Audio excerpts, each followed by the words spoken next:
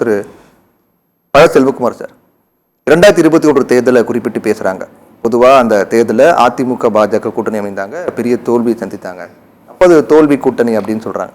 அப்படின்னு பார்க்கும்போது 2011 நம்ம பார்த்தோம் அப்படின்னா திமுக காங்கிரஸாக இருக்கட்டும், திமுக விசிகா இருக்கட்டும், தொடர்ந்து கூட்டணி அமைச்சிட்டு வந்தாங்க. ஆனால் பல தோல்விகளை சந்திச்சிருந்தாங்க. 2011 சட்டமன்ற தேர்தல் தோல்வி தான். 2014 திமுக காங்கிரஸ் கூட்டணி, திமுக விசிகா கூட்டணி தோல்வி தான்.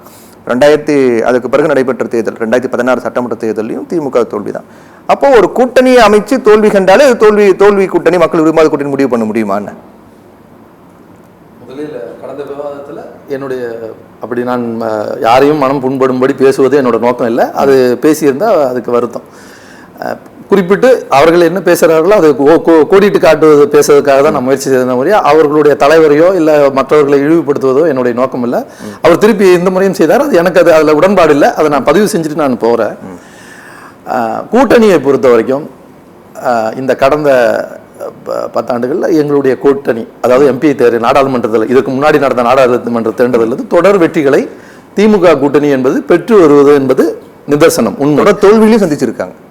இன்று தொடர் வெற்றிகளை பெற்றுக்கொண்டு வருவது என்பது உண்மை, வருகின்ற காலங்களிலும் பெறப்போவதும் உண்மை.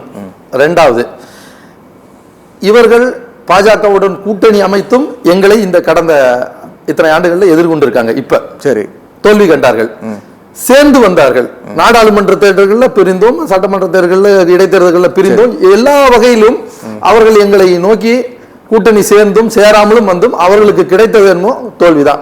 10 தோல்விகளை தொடர்ச்சியாக கண்டவர் பழனிசாமி என்பதுல இது இன்னைக்கு இருக்கக்கூடிய கலை தோல்வி அப்படின்னு நம்ம பாக்குறது கொஞ்சம் நுணுக்கமா பார்த்துன்னு வச்சுக்கோங்களேன்.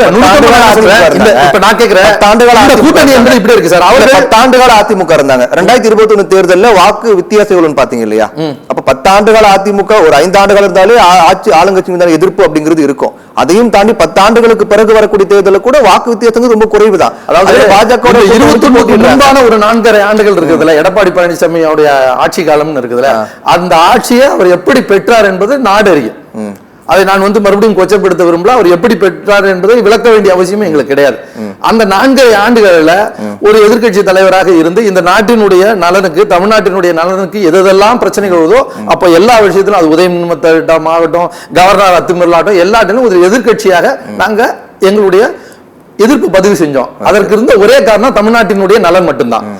ஆனால் இன்று இந்த 4.5 ஆண்டு காலத்துல மத்திய அரசு நம்ம மேல தொடுத்த எத்தனையோ பொருட்கள், அது நீட்டாக இருக்கலாம், வரி உயர்வு, பல விஷயங்கள், விலைவாசி உயர்வு, பெட்ரோல் உயர்வு, கேஸ் விலை உயர்வு, ஏதாவது ஒரு விஷயத்திற்காக வெளியில மத்தியில் ஆளக்கூடிய அரசு இதை செய்யாதீங்க அப்படின்னு எடப்பாடி பழனிசாமி அவர்கள் அறிக்கை கொடுத்திருக்கிறார்கள் ஒரு கேள்வி. இது மாநில அரசினுடைய நலனை நோக்குகின்ற ஒரு கட்சி. அந்த அடிப்படையில் எங்களுடைய கூட்டணின்றது ஒரு வலுவான கூட்டணி. நீங்க கடந்த காலங்களில் கூட்டணி அமைத்தும் எங்களை எதிர்நோக்கினீங்க, அப்பயும் உங்களுக்கு தோல்விதான் கிடைச்சது. இந்த எம்பி தேர்தலுக்கும் முந்தைய தேர்தல், அதற்கப்புறம் நீங்க சேர்ந்து வந்தீங்க, பிரிஞ்சு வந்தீங்க. எல்லா வகையிலும் அதிமுக திராவிட முன்னேற்ற கழகத்தை வெற்றி பெற முடியலன்றத கலா யதார்த்தம். இந்த யதார்த்தத்தோட தான் எங்களுடைய முதலமைச்சர் இன்னைக்கு சொல்றாரு, எப்பா நீங்க உங்களை இங்க பாத்துக்கோங்க, உங்களுடைய கட்சியை கபலீகரம் பண்றதுக்கு மத்தியில் இருக்கக்கூடிய அமித்ஷா அவர்கள் முயல்கிறார்கள், உங்களுடைய கணக்குகளை மேல இருக்கிறவங்க எழுதுறாங்க, சட்டமன்றத்திலே பதிவு செய்திருக்காரு. நான் ஒண்ணு இங்க இந்த ஷோல பதிவு செய்யறேன், சட்டமன்றத்திலே முதலமைச்சர் உங்களுடைய கணக்குகளை மேல இருக்கிறவங்க எழுதுறாங்கன்றத சட்டமன்றத்திலே பதிவு செய்திருக்காரு. தொடர்ச்சியா சொல்றேன், உங்களுடைய அடுத்தவங்க எழுதுற பரீட்சைக்கு இங்க இருக்கக்கூடிய இவர் சொல்றாரு விஜய் அதிமுக வரணும்னு அவர் சொன்னார், பேசும்போது பதிவு பண்ணார். நீங்க திருப்பி பாருங்க, விஜய் வரணும்னு அதிமுக வரணும்னு விருப்பப்பட்டார். எங்க சொன்னாரு? அவ்வளவு மோசமா விமர்சிச்சதா அவரை இவர்கள் மறுபடியும் என்ன சொல்றாரு, சார்பா நாங்க கூட்டணி விரும்புகிறோம். எங்கேயாவது ஒரு இடத்துல யாராவது ஒரு அறிக்கை சார் விஜய் கொடுத்தாரா, அவருடைய கட்சியினர் கொடுத்தாங்களா, யாராவது கொடுத்தாங்களா? ஆனா தொடர்ச்சியா யார் சார் கூப்பிடுறா? தாவேக்காவை யார் சார் கூப்பிடுறா? இவங்க சொல்றாங்க தாவேக்கா வர துடிக்கிறதா. அது யார் சொன்னா? விஜய் அறிக்கை கொடுத்தாரா? அவருடைய கட்சி சார்ந்து ஏதாவது அறிக்கை வந்ததா? யாராவது வந்தா? அவருக்கு கட்சியில இருந்து வரது ட்வீட் மட்டும்தான். மத்தபடி இன்னைக்கு பொது வெளியில அவர்களுக்கு எந்த ஒரு இதுவும் கிடையாது. ஒரு அபிஷியல் பேஜிங் கூட கிடையாது. ஒரு பேப்பர்ல இன்னைக்கு இருக்கக்கூடிய தமிழ்நாட்டில் இருக்கிற எந்த ஊடகத்துக்காக அவங்க லெட்டர் பண்ணல, இதுதான் எங்களுடைய கட்சியோட நிலைப்பாடுன்னு சொல்லியிருக்காங்களா? அப்படி இருக்கிற பட்சத்துல அந்த கட்சியை தொடர்ச்சியாக கூட்டணி கூப்பிட்டது யாரு? ராஜேந்திர பாலாஜி சொல்றாரு, எடப்பாடி பழனிசாமி சொல்றாரு, பிள்ளையார் சொல்லி போட்டாச்சுன்னு சொல்றாங்க. இதனுடைய நோக்கம் என்ன? அவங்க பலவீனமா இருக்காங்கன்றதை வெளிப்படையா சொல்றாங்க. நாங்க என்ன சொல்றோம்னா, நீங்க கடந்த காலங்களில் பிரிஞ்சு வந்தீங்க, வேணா விஜயும் சேர்த்துக்கோங்க, எல்லாம் எத்தனை பேர் இருக்கலாம் எல்லாரையும் சேர்த்து எத்தனை பேரை சேர்த்துக்கிட்டு எடுத்து நின்னாலும் தமிழகத்தில் மீண்டும் திராவிட முன்னேற்ற கழக ஆட்சி அமைவது என்பது உறுதி. பொறுத்து பார்க்கலாம்.